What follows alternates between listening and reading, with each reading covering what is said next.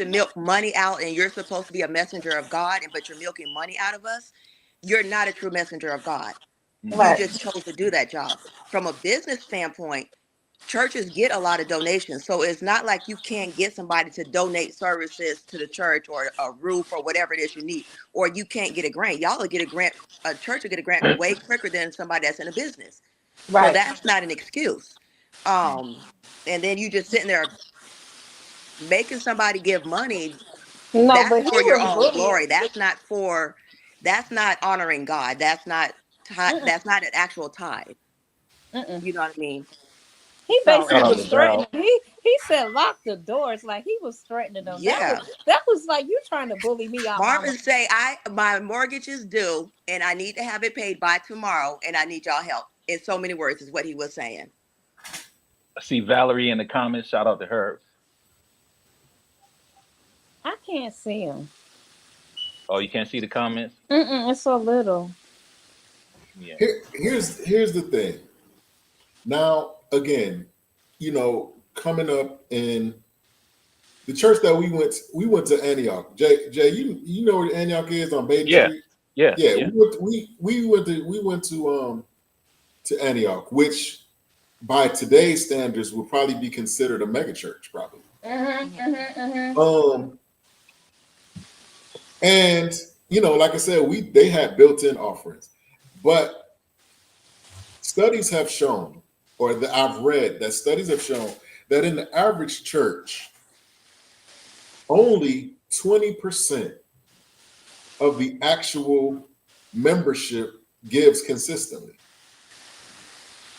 So I could believe that. you're asking this many people to account for this many expenses. You know what I mean? Yeah. So out of 100 people, if you got a church full of 100 people, 20% is what? 20. 20. So you got 20 people that are paying the light bill, the water, making sure the church is clean, paint if the pastor is on some type of salary. You're depending on this many people to do this much, this much stuff. And so I'm not taking a side, but I'm just saying that if that's the case, then as a person in leadership that's responsible for the flock or whatever, what position does that put them in? You know what I mean? You cover it. I mean, that's just like I have a salon. So if one of my stylists doesn't pay their booth rent this week, I still, regardless, bills still got to get paid. Mm. So I can't go to them if I'm having a short week and I didn't make money. I can't go around to them and be like, yo, y'all need to come up off of X Y dollars or I'm locking the doors. You know, Right. Right. either way, bills still got to get paid. And that's the same thing with a pastor. You chose to be a pastor. You chose to be a messenger of God. So when you chose to be a messenger, that's what you're supposed to do, be a messenger. You didn't choose the employment. You chose to be a messenger. So only because you was a messenger, everything else that comes with it, you have to eat that if you don't have that money for it. But you're supposed to still stand there and do God's will. And that's send the message out. So you don't think that they should ever maybe you don't think that they should ever try to encourage the other people that aren't giving consistently to give? They You should might not never have it. address them. What is They might not that? Exactly. have it to give. Yeah, that's and so this is why I feel the way I feel. I remember years ago when I did start going to church actively. I was bartending and I was still working another job. And I would get off from my bartend job and I would go to sleep for a couple hours and I would get up and go to church. And just so happened, I guess one month I had a rough month. So I went to the pastor's son, and I asked for help. He says, "Oh, well, you need to come to the church and on certain days or whatever and do some community service." Fine. Couple years later, same situation happened again, but this time I go to the dad. The dad tells his wife, "Go cut her a check." Mm. So, and mind you, I'm still paying my tithes. I'm still doing stuff around the church and everything because I feel like, okay, if I don't have it, let me go clean up or let me volunteer something. But if you make somebody feel like this is an obligation, they're not going to want to do it. Right.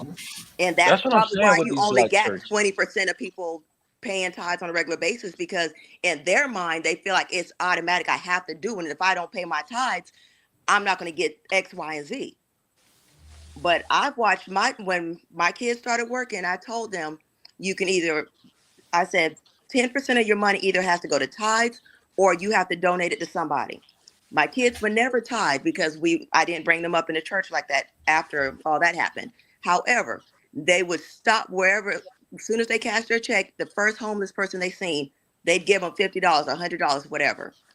Oh Wow. wow. And their mind, to them, that's still doing God's work. And that's Right. what I'm saying. Like that's what disgusts me about so many black churches Yeah, is bring it is can't you bring other gifts to the storehouse? Like, okay, these kids exactly. having trouble with reading. I'm gonna go volunteer, help them read. I'm gonna go help them with their fitness. I'm gonna go do this. Is it just money? Or can you bring other Exactly. gifts? But I thought when you go to church, you're supposed to volunteer anyways. Like you're supposed to do Exactly. some type of volunteer service. So I don't know.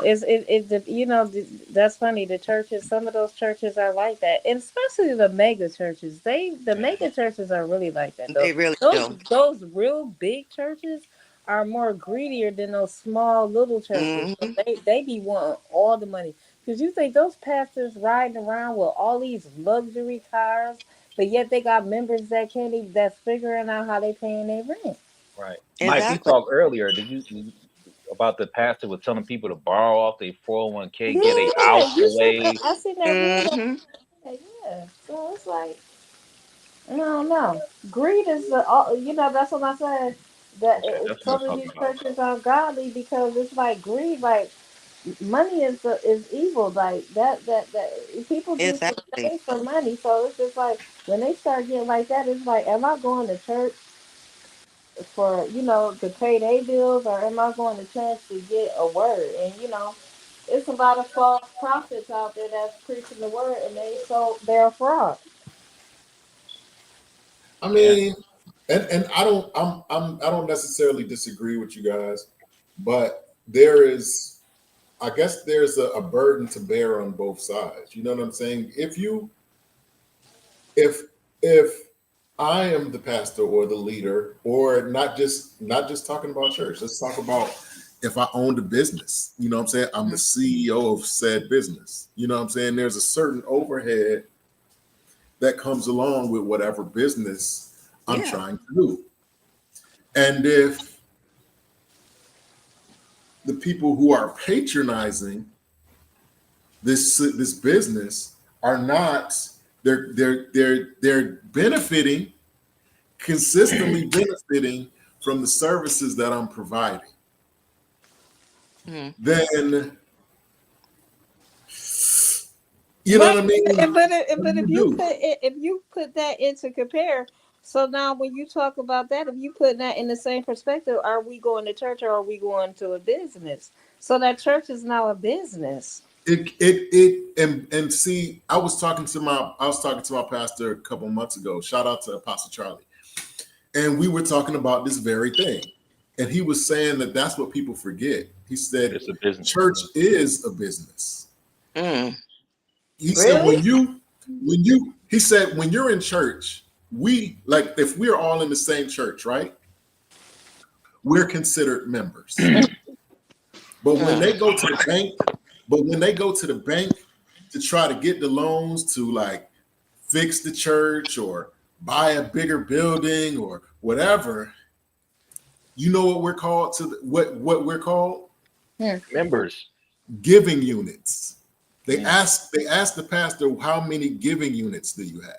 And based off of the giving units, a lot of times determines the funding that they're able to get for their ministries. Mm. But So that's when your church has fundraisers and stuff like that to Exactly. I would agree. Yeah. Do fundraisers and night watches or Because whatever. we just did a fundraiser at our church. So, I mean, it depends. Like I said, those mega churches, those real big churches that need that money to keep that big old building open, And Mhm. pay everybody. paying those taxes, Good. the lights, and all that stuff. It is a business at that point. Because look at the church. But here's the thing.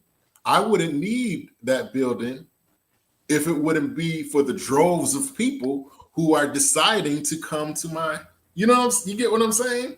Because Yeah. whatever I'm doing, whatever message I'm spreading, whatever spirit people are, you know what I mean? People are drawn to it. So if it wasn't for you guys coming and coming to this ministry, I wouldn't need those huge buildings, and then in essence have to pay all these people and have this overhead. You know what I mean? Well, So there's a certain level of business that has to be done too. Right. You know what I mean? In order for things to flow. You know what I mean? I get it, but when you get to the point where you feel like you got to lock your members inside the church for them to give up their money, then that's a whole nother level of, you know, It's Right. not about church anymore. that's No. a different level versus you trying to get money. You know what I'm saying? People Yeah. paying their tithes or stuff like that. But when you're trying to force me to give you something, when you telling me I can't leave your church until that's bullying. Yeah, and then the level of shame. Bring the baskets to the front. I want to see the money. I want to see you go in your wallet and put it in there. Yeah. Man, Like that. take your phone and just get your Cash App and just hit the link. He was being Devo at that point. Like, come on Yeah. now. He was patting people's pockets down at that point. Listen, it costs money to do these podcasts. Y'all hit Mike Cash App and hit the boy Cash App, okay? Costs money to sit up here, man. Stop playing. Yo, I appreciate that. I appreciate that. Yeah, I'm finna get on my pastor this year, man. I'm getting on my pastor grind, man. My prosperity grind. I know. Call me past the door. I mean, like call me first lady, and I ain't even got the pastor, but call me first lady. Yo, But you're supposed to give. Don't the could Bible go say you back- give with a joyous heart, right? Doesn't it say that? Yeah. You're supposed to be a cheerful giver, right? Mhm. Yeah. Yeah, but what about the people that was sitting there like, man, I ain't even got 20. This is all we got, babe. We gotta go get. We finna leave here and go to McDonald's and get the kids some food. We can't go up there. You know what I'm saying? The level of shame is the only thing that I didn't appreciate with him doing that. You know what I mean? That was just crazy though. Yeah, I mean, like I said, I feel I don't necessarily disagree with what you guys are saying, but I also understand that there's another. There's another. Sure. You know, With that, I don't know. It's like it depends on the situation. Like I said, I get what you're saying. I do. But like I said, when it gets to the level of what he did, that's bullying. Yeah. You can always push and push and push. You can ask one more time. You know what I'm saying? You can ask one more time, two more times. But when you say lock the doors, And did the map? Well, he didn't say lock the doors. He said shut the doors. So he didn't say lock, but he said shut the doors. But he did say it's gonna be 40,000 when we get up out of this thing. So, well, here's the thing. How long did it take him to come up with that number? He looking at everybody, parishioners doing the math. Okay, 20. You're supposed to be preaching though. Man. Well, I think that that's discussed before.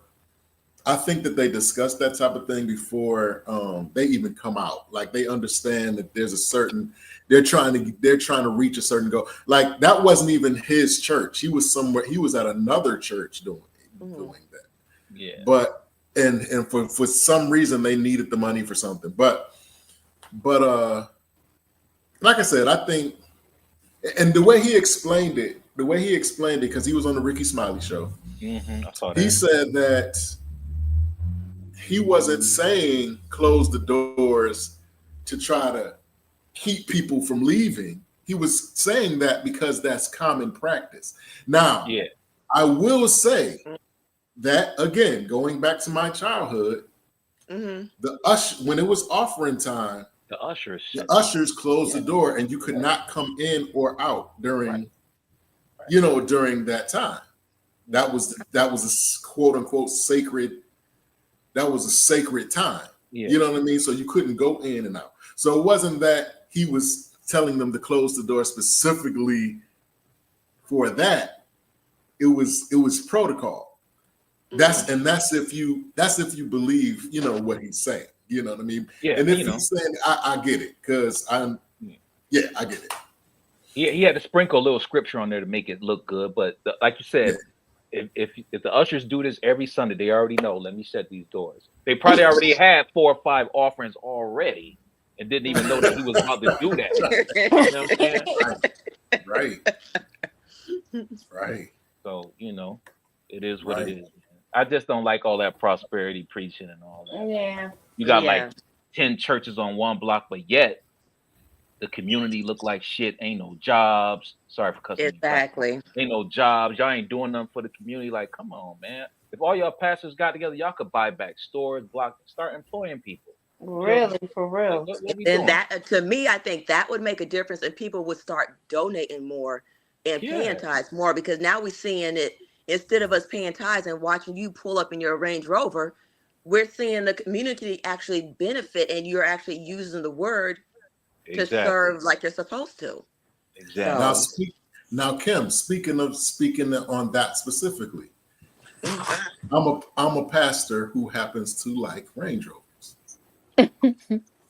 What would satisfy you? What car could I drive that would satisfy you? I honestly wouldn't have a problem with you pulling up in a Range Rover, but if you're going to be pulling up in a Range Rover, I want to see you out in the community too. Because now I would feel like, okay, God's blessing you for your services, but if I only see you on Sundays and Wednesdays, then I'm going to assume that me overly tithing is paying for that Range Rover, and I need to know which day I can come pick it up and ride out. At this point, like, when can I come and spin the block? Spin the block on that. With that. Hey, but I don't want to make this just about like Christianity, because I used to go to Muhammad's mosque, and they do the same thing there, bro. They start off with like $100 donations, 200, 300, 400, 500. So it is. I do understand it's a business, and y'all got to keep things running and stuff like that. But it was just the way he did it. You know what I mean? Like, that's the only thing I had a problem with. But I understand that it's a business and you got it. Yeah, I mean, I think that again, I think that there has to be a certain level of give and take. You know what I mean? There should be. However, I don't believe that the people, and I'm not saying that he is or isn't, but however, I am saying that the people shouldn't feel manipulated or obligated or pressured or shamed into giving when they're not willing or able to. You know what I'm saying? And probably a lot of people wanted to, but just didn't. Probably just didn't have it. And there are a lot of people who just are turned off by it and say, I'm not giving nothing. Yeah. You know what I'm saying? They turned off by it, so they're not, so you don't know. Listen, when I get married, and my wife, we go to church or whatever, listen, you got $20 the cap. You better break it up. We ain't giving no more than 20. I don't care if I got $1 million in the bank. You're supposed to do 10% of your earnings. Hey, you know what? In the church, I was going to join this church. This is back in Birmingham. You know what they asked us for? I swear to God, he wanted my tax record. Yes, I'm like, what? Yeah. Are you serious? Yeah, he said, There's a lot of churches that do that now. Yeah, he said, I just want to show you what you're supposed to be tithing off, not your gross. Wait, was it my net or my gross? It was my net that's supposed to be tithing off. I'm like, oh, okay. But I told her this when I was married, I was like, nah, I can't do this. Nah, well, I thank God for my little church. They don't even do none of that. I'm like, what? If I would go to church, I would go to a little church. I would never go to a big church again. Yeah, a little church. My mom's church, God bless her soul, they had a freaking ATM, and this is on Genesee Street. It's on the corner of Genesee and what is that little street right there? I can't remember the name of the street by St. Mary's Hospital. They got an ATM Oh, yeah. in Brother there. Yeah. Terry Church. What is it? Yeah, I was born in that hospital. What's the Man, name of that? What's the name of that church? I I can't think forgot. of the name of the church. I said, dang, but you know, I could see how they could make money using having that ATM there too. So maybe that's Oh, what it- Enon. Yeah, Enon. Enid. Yep, Enid. Enid. Yeah. Mm-hmm. Yeah. Our church used to fellowship with them all the time. Yeah. They probably would be considered a mega church too. Yeah, it's Probably, pretty big. yeah. I go to Goodwill. My church is small. Oh, really? Okay. Yeah. I ain't never heard of that one. That one is right on it's on Clifton. And why y'all got a building fund if the building isn't the church tax free? Isn't that building already paid It's for? supposed to be tax free. Well, but here's the thing. But that's for the building, but the repairs, sometimes the ceiling, Okay. roof Yeah, leaking. They That needed type the of thing. stair repaired or something on there, and the roof was leaking. So they Okay. asked for, they asked if you could put something in that offering for that. That's fine. Okay. Yeah, I get If you it. can.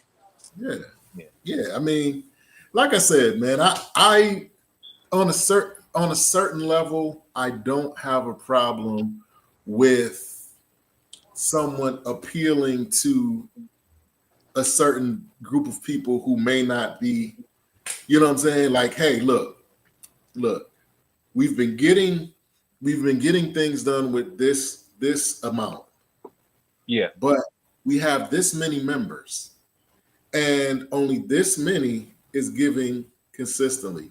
But our needs are still the same. You know what I mean? And so can you find it in your heart to give? Can you whatever? You know what I mean? Yeah. But I don't know. Listen, it's a storehouse. Mike, let me ask you a question. Can you go to your pastor and be like, listen, bro, I'm short on rent this month. All that money I've been tithing. You think I could just get like 500 Mm-hmm. back? I actually, Jay, I actually can. I would say yeah. As a matter of fact, they paid our mortgage last January for wow. no reason. Now, see, I could rock with somebody, a church doing Yeah. it like that. Okay. Yeah, that's For no reason. But I get what you're saying. Everybody's not like that. But last year they paid our mortgage just for GP. Yeah, or even having like food Now banks, that's something you can respect. Okay. Yeah, but I get what he's he's saying. Like, if I go to you and I ask you and you tell me like, well, no, we don't have it right now or something, I'm like, right.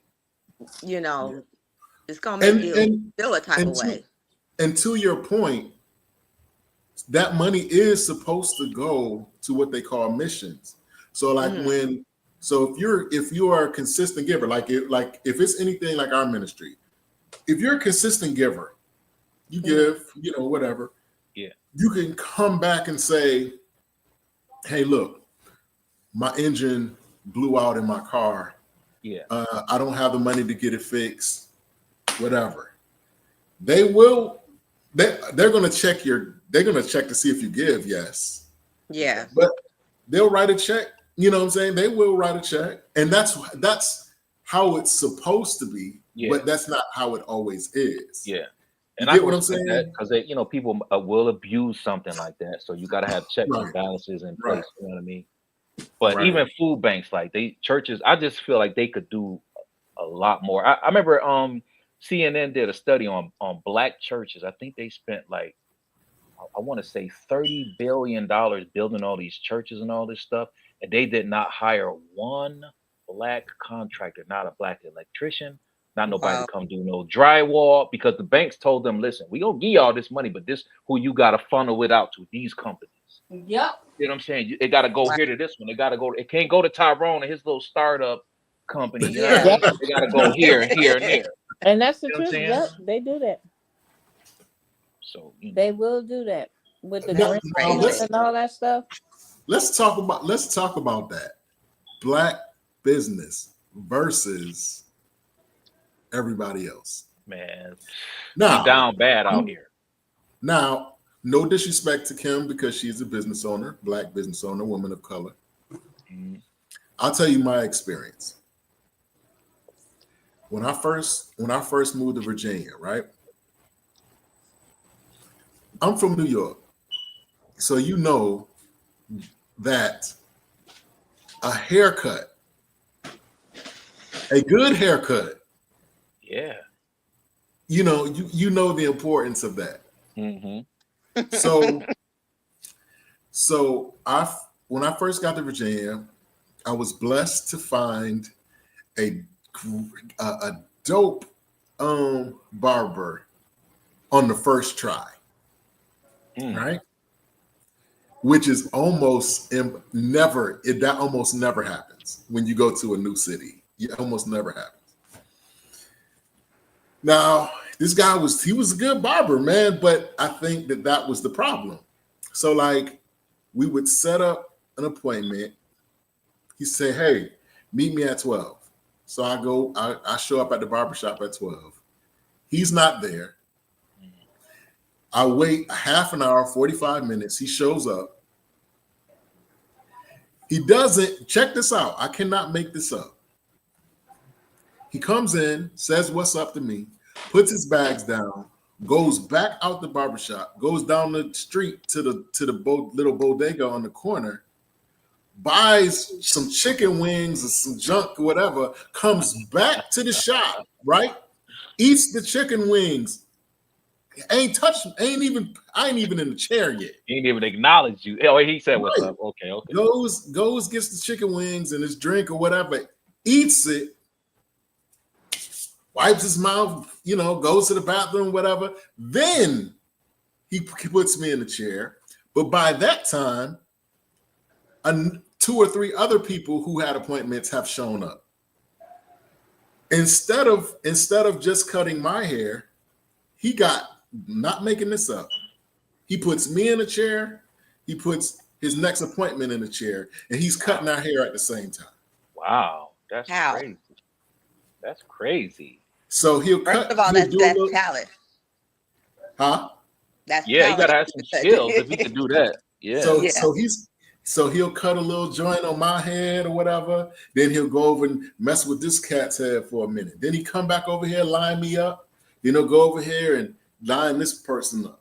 And then whatever. So my 12 o'clock appointment ends up with me leaving at like 3:30. You know what I'm saying? So like, come on, man. I want to support my brothers and my sisters. I do. But we definitely could be very unprofessional, but I think because where the ones that are unprofessional, unfortunately, aren't the ones that went to school to learn how to be professional. They didn't learn business etiquette. They just said, "Oh, I can cut hair. I'm going to cut hair," and that's where it stops at. So they don't go into the money management part, the customer service part. It's a hustle for them. Mhm. And unfortunately, that's the way it is. And they don't have 9 times out of 10, you don't have somebody in your corner or that you watched growing up that had good business etiquette. So you out there with going for what you know. And so, and that's the difference between us and everybody else, because Tommy and them were raised up in that business and they watched everything flourish, and they sat back and learned and was a part of that. And they knew, okay, at 25, I become a CEO or whatever. Mm-hmm. They groomed their kids for that stuff. We don't groom our kids for that. So good point. Yeah. Even when I was doing like my little mobile detail, I was like, you know what? I want to be. I was watching everybody else. I'm like, I don't want to come to people's house looking how they look, even though we gonna get dirty. So I went and bought nice polos, put my logo on there, logo on the back, make sure I was presentable, make sure I was on time, make sure I had receipt books if they wanted a receipt, all that stuff, just because I didn't want to be like how I saw other dudes coming. Like, man, you gotta go to somebody's house looking like that, bro. Like, what we doing? Pants sagging, you know what I'm saying? Tank top on. I'm like, man, come on, man. I just wanted to be more professional because I already know, like, they gonna point us all out. They gonna think that one dude You did a crappy job that speaks for everybody. And we're not a monolith as Yep. a people. You know what I'm saying? But people think that. They think that. Mm-hmm. Yep. So do you guys make it a purpose to make it a point to support Black business on a regular basis? Or do you just have your places that you frequent for whatever? You know what I'm saying? You have the restaurant that you go to, you got the hairdresser you go to, you got whatever store you go to. You know what I'm saying? Or do you purposely seek out Black business? Well, I will support a Black business. I will. Like, it's a restaurant on Genesee Street called Jamaica Soul. Oh, okay. And their food is really, really, really high. Like, really high. I'm not supporting that. Is it good though? Is it good quality? And see, that's what I was gonna say. I'm not gonna lie. I have stopped a while ago supporting Black business. Now, if that's the only thing around, I'm gonna do that. But I've noticed that, and I'm in Atlanta, but everybody knows Atlanta is broke up into different little suburbs. And regardless of what anybody says and what you call it said, Atlanta is still Atlanta, and so we're all Atlanta. But anyways, I'm in Lithonia. I will purposely go to the next town over to go out to eat. I will go to the next town over to shop. Only time I'll do it in my sound is if I'm lazy. But I just prefer better customer service. I prefer better prices. I've noticed that I don't know what the difference is, but if I go to a Black restaurant, I'm paying for the band, I'm paying for the waiter, you're tipping, you're requiring, you are charging me gratuity, and it's only two of us. Like, I make it make sense. So, but if I go over here to the Mexican restaurant, I done had me a picture of margarita and 3 tacos And listen, the bunch of Mexican restaurants and will feed you. exactly, and even the white ones. But I will still come out of there. I spend only $50 versus I go to over here. I just spent $50. All I had was 2 drinks and a cup of water. Yep. So I mean, until they figure out they see it's a hustle, and we have a Gotta habit of support each other. seeing. You gotta support my income, and I gotta support your business. So they not thinking about that. Some of them No, but they're seeing it as so right now, I think the problem is everybody is glorifying showing up at this spot because everybody's talking about that spot. So we're going to go over here. We're going to get some pictures. We're going to market you and this, that, and the third. So now they're capitalizing off of that instead of just keeping it normal. And 9 out of 10, your food is not even that great. Wow. And the service is not that great. So why are you doing all of this? You're only doing this for social media. You think that's the reason why those girls did the Dine and Dash in Chicago? Yeah. Did you know that those girls are from Rochester? Yeah, I knew they from Rochester. Yeah. And the news, I don't know why they did it, but they made it their business to say the 3 women from Rochester, New York. They said it like 5 times. Yeah.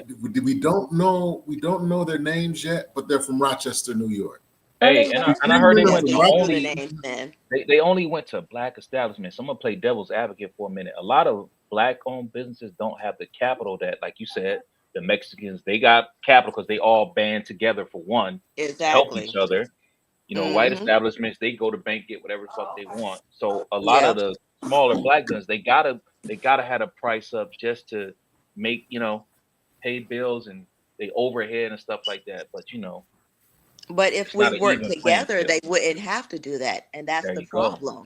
There you go. You know what I mean? It's another thing is we have an issue with sharing knowledge. We do. We have an issue with sharing knowledge with the next person, and then we also have an issue with telling somebody what we're doing because we don't want them to either do what we're doing or to talk bad on us or whatever it is. But the person that you may tell may be the person that can help you. So I remember this minister telling me, he was like, you know how you look at the stars, you see one bright star and it's pretty, right? Like, yeah, that's pretty. But he said, then you go out there, you see a whole constellation of them shining together. He said, that's beautiful. He said, that's the problem with Black people. They don't want to shine together. They want to be that one star in the big old sky shining by itself. Instead of step back looking at the picture and they all shine together and work together and network. I was like, wow, okay. That's deep. Yeah, I mean, I, I want to support Black business. I do the T-shirts and stuff like that. I am a Black business. Yeah. However, I, in my experience, it's not always it's not always a pleasant. It's not Yeah. always a pleasant experience or whatever. And so I just feel like we have to do a better job of changing that narrative, and I True. guess that happens one business at a time. Right. Mhm. Hey, you got to But send me the link and the banner for your T-shirt so I can put it on my podcast and have it so people can see, what you're doing. absolutely, I got you. Absolutely, I got you. And this has been an amazing conversation, right? This is the last one. This is the last thing. I don't know. I may be prejudging the ladies again. If I am, I'm sorry. Stephen A. Smith from the First Take show on ESPN. LeBron James approached him in the middle of a game a couple of weeks ago and basically threatened him, told him to keep his son's name out of his mouth.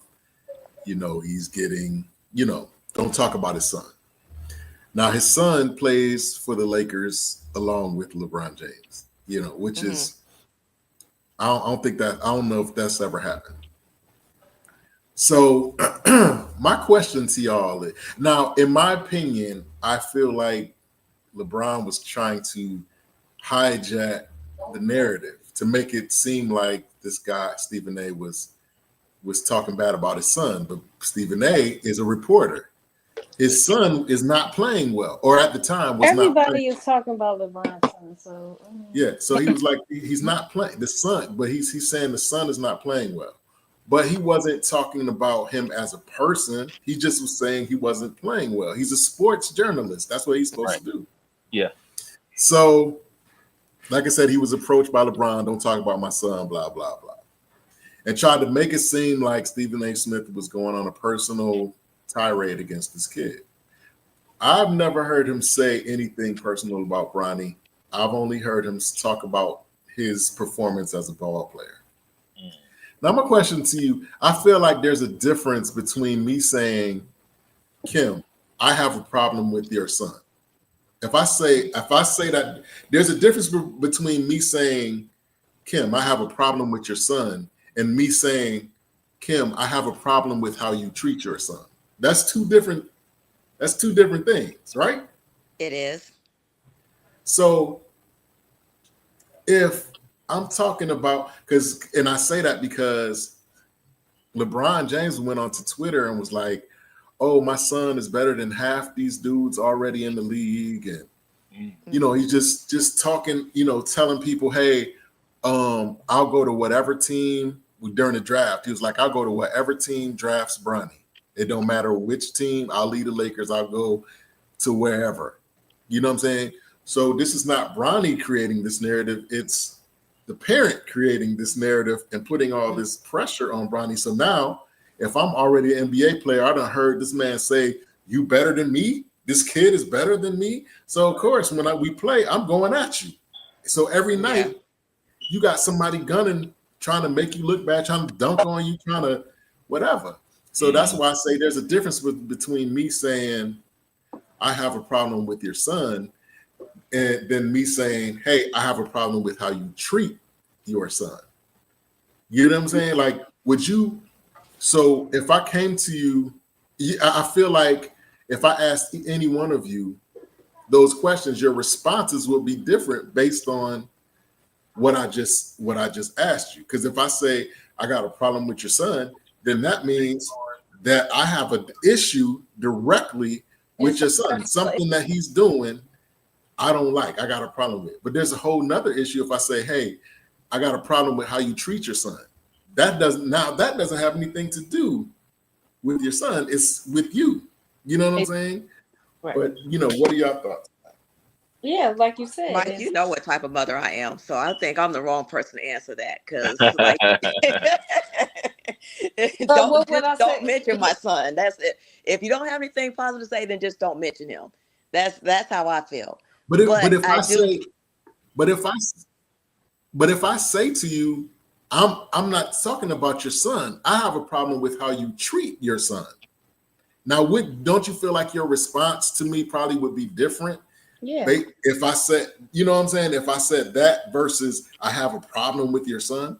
because I would want to know what is your problem. Because I feel like you have a problem with me versus my. Right. Right. That's my Because, point. yeah, Like, like, you got a problem with me. So then, yeah, I'm gonna respond to that differently than you saying you have a problem with my son versus you have a problem with how I treat my son. Because now I want to know what's the problem with how I treat my child. right. So I don't that's think what I I'm would even saying. care what the problem was with, because at the end of the day, it's still my child. Just don't mention my child. But you know, LeBron got to understand that his son is game for He's scrutiny. famous He's now. in the NBA. He's famous. And the way Yeah. LeBron did it, he broke the huddle, left his team, walked across the floor. You know what I'm saying? Like, I'm like, bro, listen, everybody gonna talk about just your child. But I understand LeBron, that was the father in him, but still, he could have been more professional. Michael Jordan would have never did nothing I like said that don't But even. then we don't know what was going on in the huddle that might have triggered that too, because he's been in the league long enough to know, like, he's firsthand. He know you're going to get some negative talk with the positive talk, right, but right. something could have already been going on prior to that conversation, and that's why it triggered him. He said, like, don't talk about my son. And then when everybody starts coming at him, he's in defense mode now. So now Yeah. he's not in a position to say, oh, I did take that the wrong way, or responded the wrong way. He's in, no, I'm going to stand where I'm going to stand on my ground, and I said what I said. Well, So until he comes out of defense mode, he's not going to see it differently. so do you think he Yeah. stood on his ground because at that point he was embarrassed and he looked at stupid because he overreacted? Probably. Yeah, I feel like I personally I feel like he tried to change the narrative. I think that Stephen A was talking about him.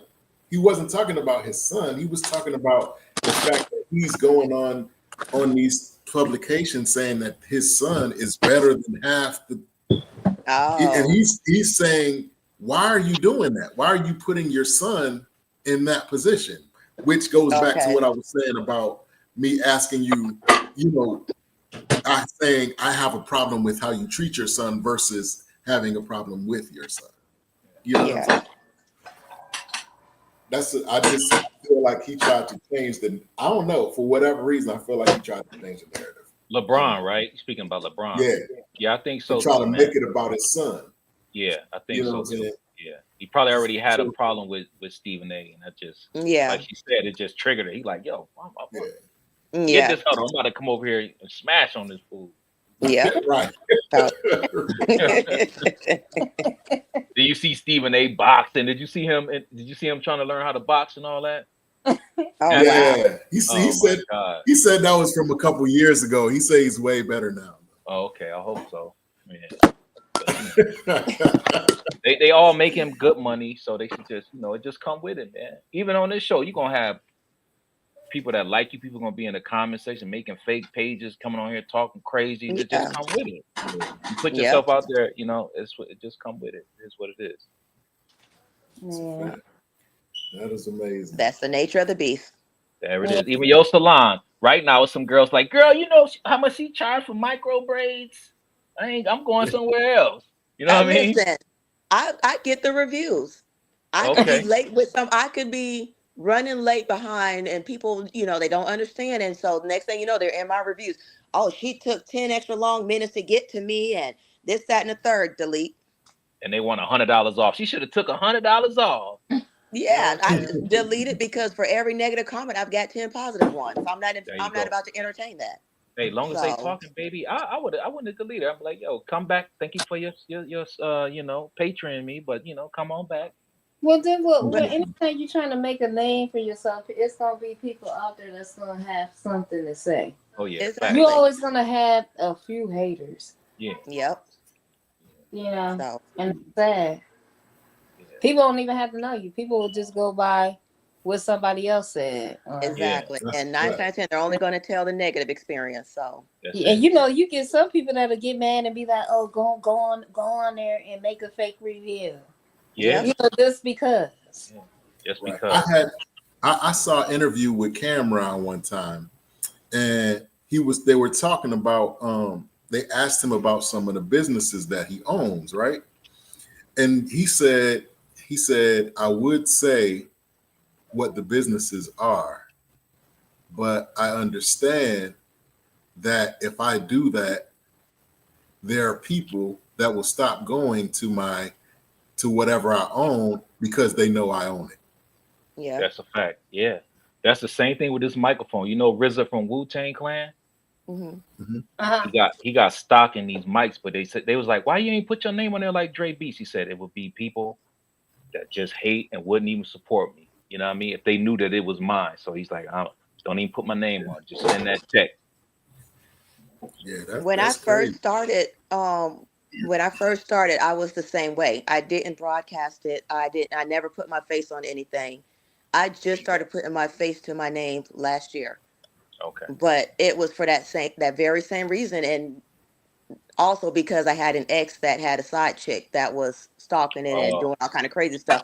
But she got me to a point. She's the one that made me realize, okay, you can't do all that because you don't know who's watching.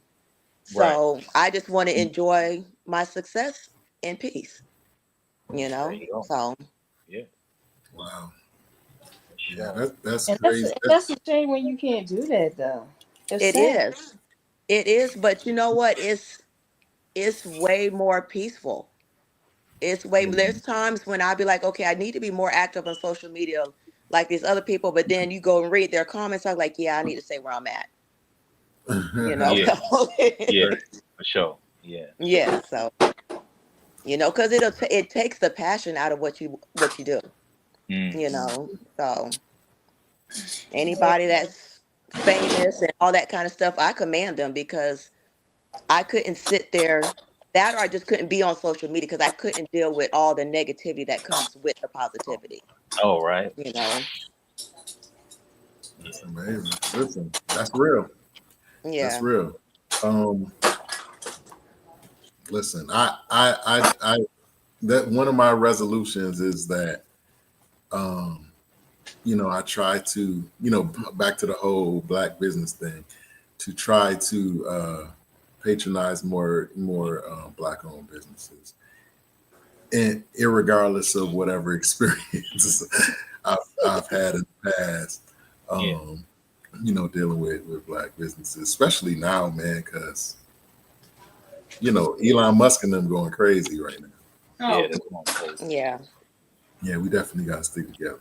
For But sure. you guys, I don't want to take no more of y'all time. We've been up here for about a strong hour and a half. Mm. mhm. We gotta do this again, y'all. We definitely Yeah, Yeah, for sure. For sure. Yeah. yeah, definitely. That'll be nice. I need to be prepared next time. Yeah. Yeah, because I was so not prepared. That's why I'm Listen, not even nobody. thank you for coming in on the being That's You're all. clutch. welcome. You're welcome. Yeah, Definitely, next time I'll know. I'll comb my Yeah. hair the next time. Just put that yeah, bonnet on. Where that bonnet at, definitely. Cooley? Yeah, that's some. Well, yeah, that was bunk right there. Was the bonnet gold or purple? I need to know. What He color was the calling me bonnet? out on the bonnet. Oh my god. I think it's purple. Probably purple. It was And okay. Yeah. The big joint too from the 70s. The big That one? one. The Oh you big one. telling wow. all my business. So if anybody wanted to get into contact with y'all for whatever reason, maybe they heard something on here that resonated with them or whatever, how could they get in touch with you? Oh, on Instagram, Cooley D McFadden. I'm on Instagram, so Yeah, I I'm mean on Instagram and no, I'm Cooley. I forgot what my name is on Instagram, but Cooley D McFadden on Facebook. you go over there, subscribe to my to the podcast, No Anonymity Podcast.